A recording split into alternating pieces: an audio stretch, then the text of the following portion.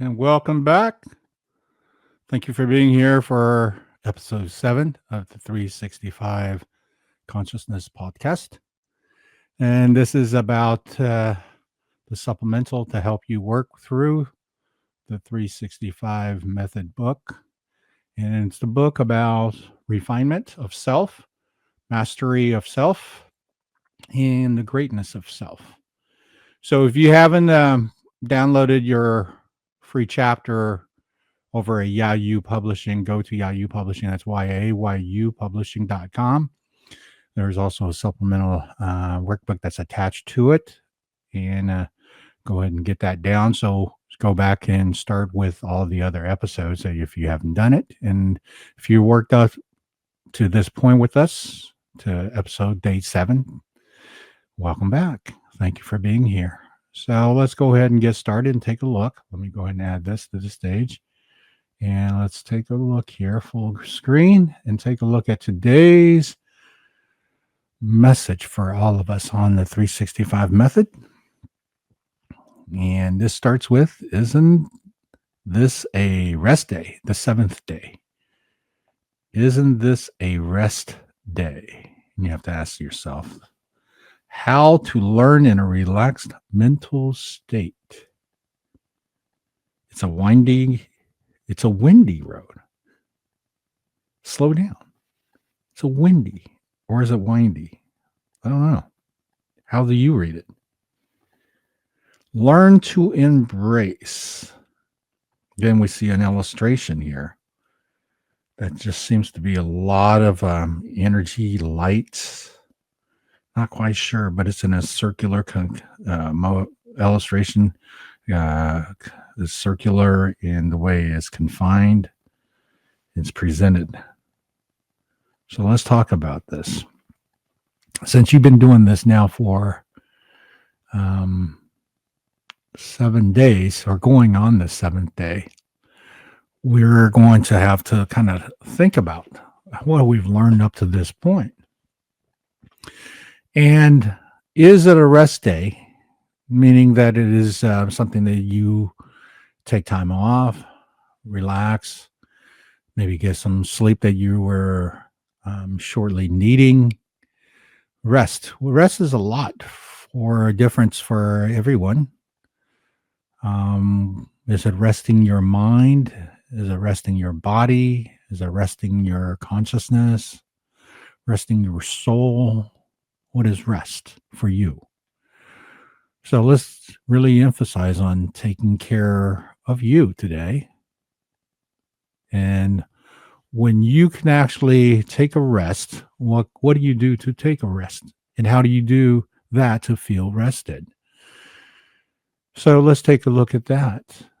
Let's really understand when you have time to rest and recharge, or rest and repair, rest and relax. What are you doing? What can you do? One of the things that I think a lot of people are not aware of, that when you're resting, let's say taking a bath, you're in a pool of water, and you become a conduit. So there's a lot of energy that will come through you through that water. Same thing with taking a shower.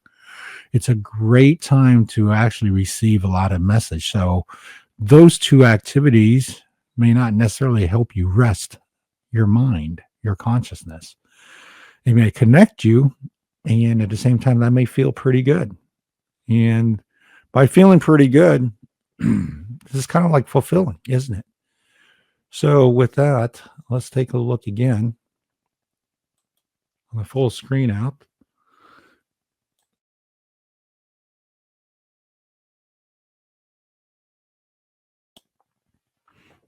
Okay, now concentrate on, again, just looking at the words, how to learn in a relaxed mental state.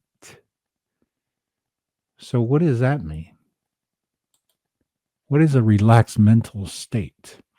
Well, it's decluttering, number one, the chatter on the things that may be constantly nudging at you, something that is constantly tapping on your shoulder, and pay attention to me. Pay attention to what's going on.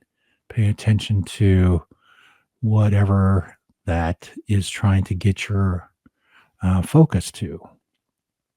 So, how do you relax if you're not paying attention?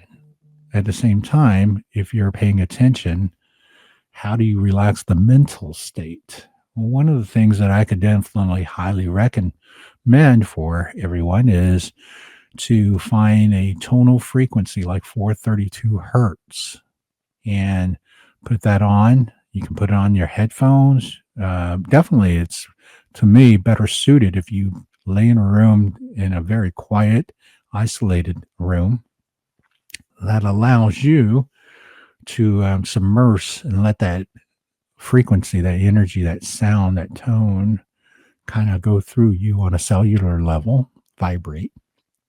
And, one of the things that keep in mind, your skin is the largest organ. So therefore it's also good to be able to have frequency coming through using your entire body. So let's talk about relaxed mind. If you lay down flat or you sit in a chair, feet flat on the ground, and really focus and pay attention to, then you realize, okay. And you start to wonder a little bit in your mind.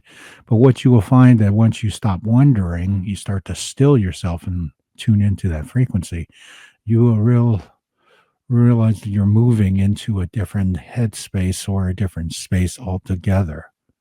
And whenever you're reaching that level, then all of a sudden it becomes a different mental state. So let's concentrate on, again, looking at this page. Okay. So being into mental state is something that you got to pay attention to, especially when it comes to uh, when you're busy going into this mental state, or you were scattered, or you were um, just finishing another task. So you have the residuals of that. And what happens is when you have residuals energy carry over from another situation, and then you're going into a mental state, it takes time for you to kind of dissipate that energy and dissipate those thoughts out. So the second thing to do is close your eyes, and then in with your eyes closed, you're wanting to focus your eyes behind the lids, looking up into the center here, the pineal, the third eye. Focus on that. And basically that you're focusing your energy and you're slowing yourself down. And that is the agenda that you're facing here. So once you get yourself in that position, you start to breathe in, breathe out. And so we're going to do a 4-4 count. We're going to breathe in 4. And what we're doing is hold 4 and then breathe out 4.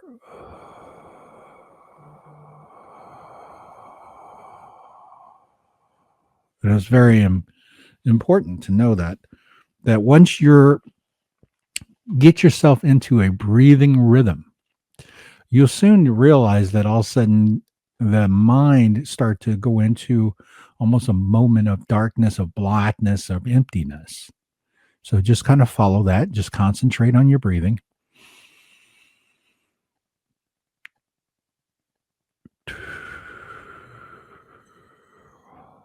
So that's the 4-4 count. In 4, hold 4, breathe out 4.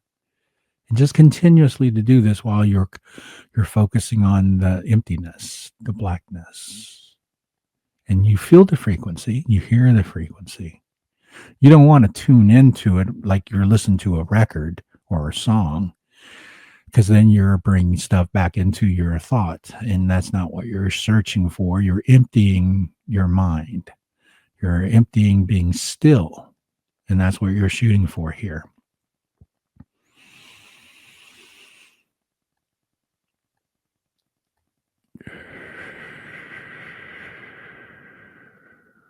and just keep that rhythm going. And the best part about this is it takes relatively short time once you get used to doing this. And once you start getting really used to it, you soon will be able to get to this place faster every time that you're going into this meditative state. This is something that takes a little time, takes a little practice, definitely the discipline of it to be able to get you to where you want to go. Now, breathing, of course, is the key factor to slowing down everything. You know, your heart rate, your thought process, your blood flow, your energy, your cellular level of vibration. It's all going to bring down and calm to you. So you want to be able to achieve that and recognize it. And that's one of the key factors. The first few times when you're meditating and you kind of calm still yourself, it's very easy to fall asleep. I often did that when I first started out. And what I did is I used an Eternal Om CD that was in frequency driven 432 hertz, that which is constantly digitalized. Om, doing that. And it did get me into a nice mental state of dark emptiness. But as soon as I went there, I realized that the next thought I would have would be waking up. And it would be maybe almost a complete hour, as that was my CD that was giving me the frequency. But as I did it more and more and more, and start practicing on this meditative emptying the mind, I soon realized that I start seeing things. I start to have recognition. I start to realize there are things going on that I wasn't aware of, that all of a sudden I was playing these out in my thoughts, in my consciousness, that I was receiving these information. So I did come away later as I got better at this, that I was able to write down and take notes, and sometimes just know and remember things I came back with. So be patient. Remember, refinement is something that is not a thing that we have a finite end to. Refinement is a constant polishing. Every day you went and polished the shiny ball, it just gets a little bit better and a little bit clearer and a little bit more shinier.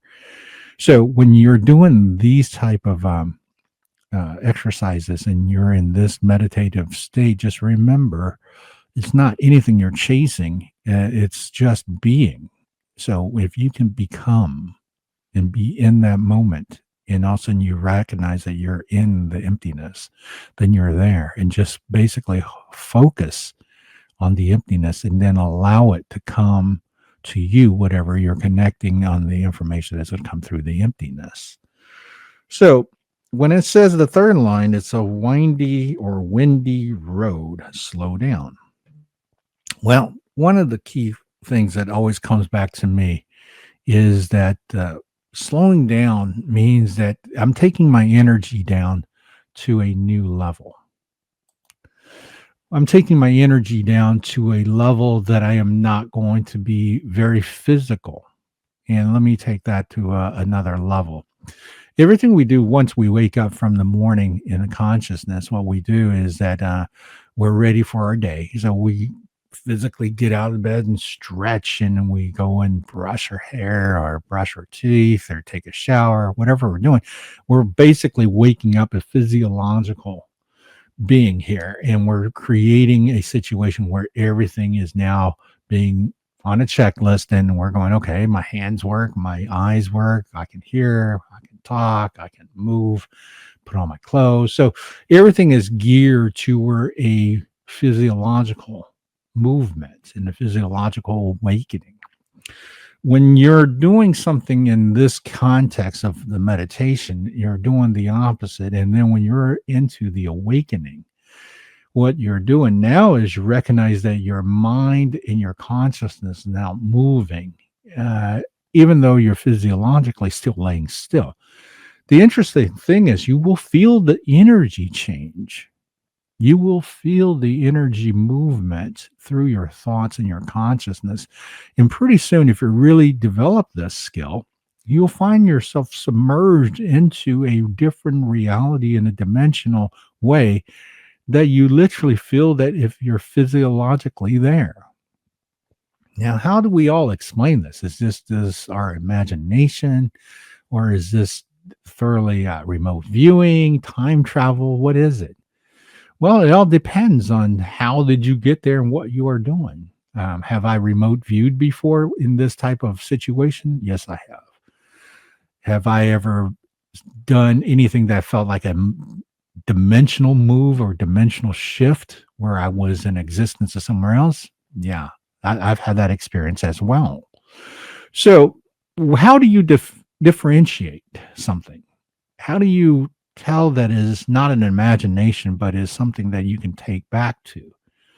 Well, one of the things is exactly how I said it. How do you take it back with you? Take it back to where? To this awakening moment that you're currently in. So if you are brought with information or context of any kind or awakening of anything that you had an epiphany to, then you come back to, all of a sudden you have something that concrete that you took. And also, if you were existing in a different dimensional energy and you feel like you were physiologically involved in that dimension and you come back to it, you can actually have evidence, not only the way you feel, but you sometimes could experience muscle soreness or certain fatigueness from it. I had an experience at one time that I went to a place that I saw a dog that I knew, and the dog was in a park, and I literally felt like I was standing in the park looking at the dog running to me. And when the dog jumped at me, I felt a kind of a sharp stab on my rib cage. And suddenly I woke up and I realized I was in my room. And yet that interaction was very, very real. It felt something that happened here in this reality. So I looked down and I pulled up my T-shirt and I noticed there was a scratch where the dog jumped on me. How did that happen? How was I able to take that dimensional experience that supposedly only happened in my mind, and you had to translate it to some kind of a marking on my body in this world? Well, this is why we're studying, because there are things that we can't really explain, but we have seen it happen. So it's extremely important to honor the thoughts as important as your awakening moments when you're honoring here of the thoughts you have when you're awakened in this world. So for me, I definitely recognize that whether it's be windy or whether it's be windy, it poses an obstacle and it poses a possible danger, or it requires you to pay attention to have more awareness. But it definitely says slow down. That's interesting. Slowing down. Why are we needing to slow down? So let's think about that for a second. Slowing down, what does it do for you? Well, it allows you to think differently. It allows you to organize your thoughts when you slow down. And if I said on days before that one of the key factors of being successful in regards to getting more out of your refinement is prioritizing an organization. So as long as you keep in mind that these are key skills and tools that you have to really honor and use in its right context, that slowing down allows you to also audit and look over what you've done to the point. Caution, like I said, you got to be careful. So it's throwing caution. Maybe that's why the word windy or windy. What is it? It's telling us to be cautious, maybe. It's a windy road. It's a windy road. Slow down. Huh. Well, if I don't slow down, what would happen? Maybe I'll miss something that I should have seen or I should have known.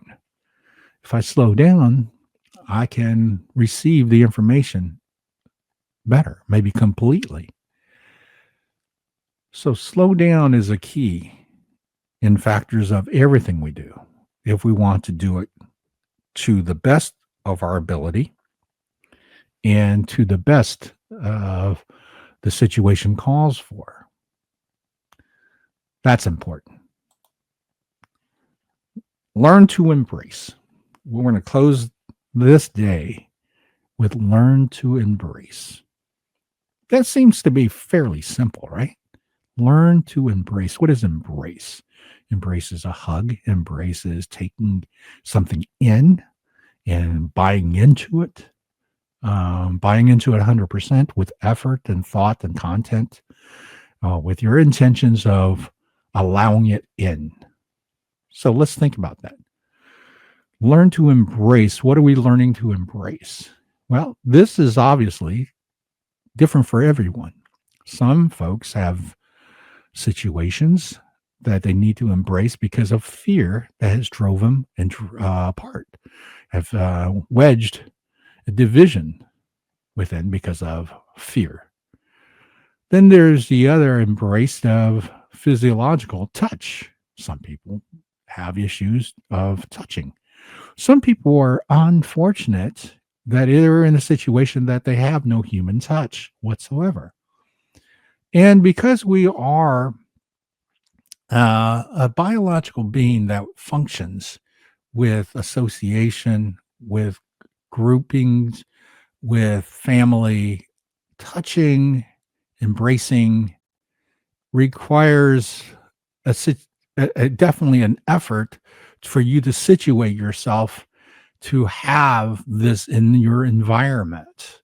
So if you're finding yourself being isolated and you're finding yourself kind of being um, shy or maybe just aloof, um, you don't find it exciting to be around others, so you tend to hide and be by yourself. This tend to become a compartmentalized shell. Then it becomes hard to embrace anything around your world because you're so involved on just locking this world within you.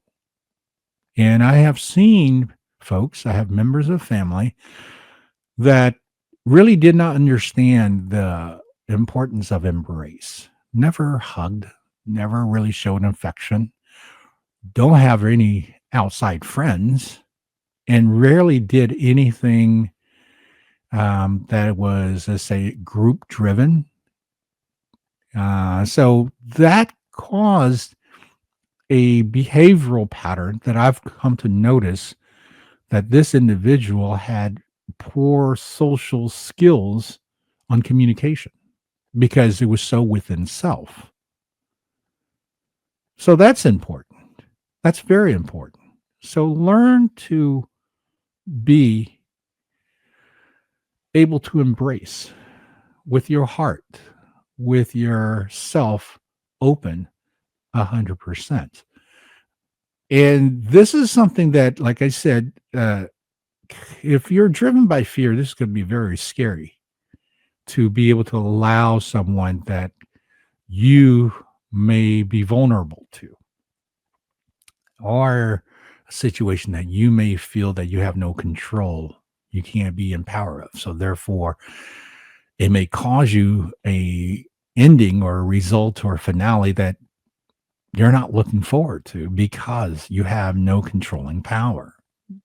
But the key thing is, if you embrace it, the embracement of self, the embracement of inner self, the allowing to let it go, the allowing to become the moment and connect, then this fear, what is driving it, will not be the dominant energy or the source.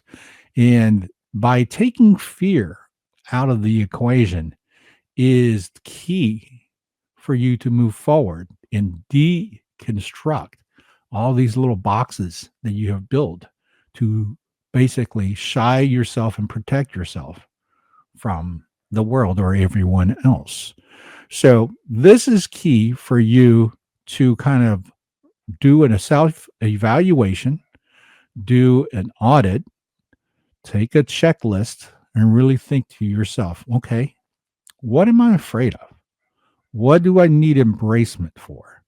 What am I having concerns over? These are all things that you want to ask diligently. Ask the questions. What is going on that it causes me to not move forward and be stagnant? So this is all the little things that helps you refine. Okay. This is all the little things that will help you get better and better and better. And this is the key to polishing and refining the self.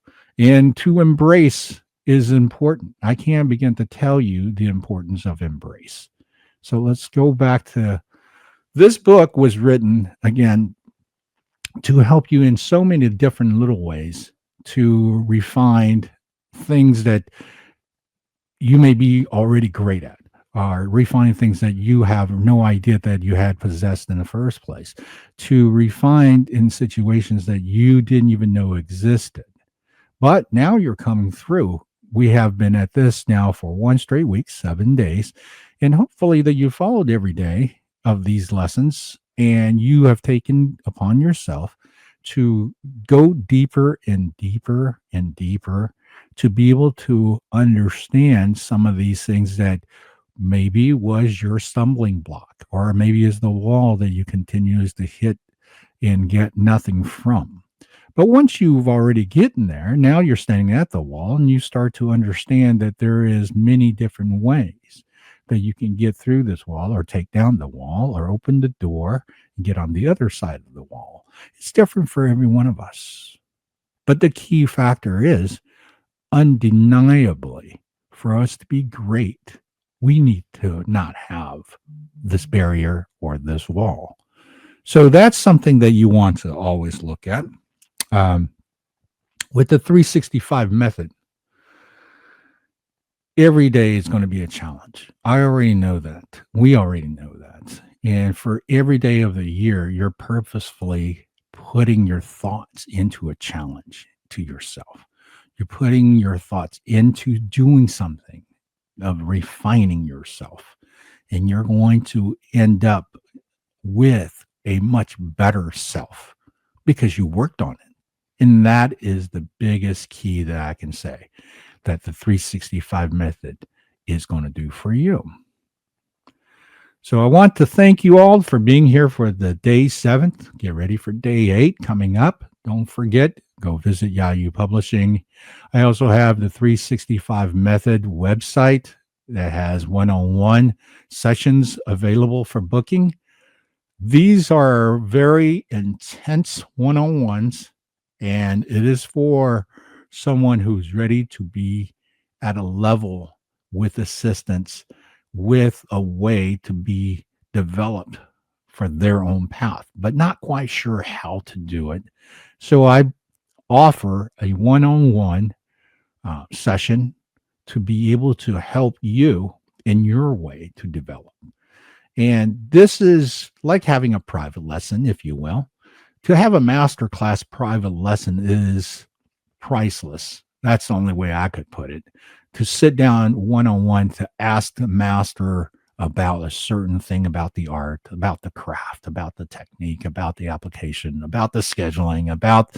on and on and on, is something that is going to help you in the big picture. Because what it does is it allows you to open one door. That one door can open up the third door, fourth door, 5 doors, all at the same time. And then you're standing in the middle of a field going, wow, how do I end up here? And that's the greatness of it. So I will see you back on day 8. Thank you so much and blessings.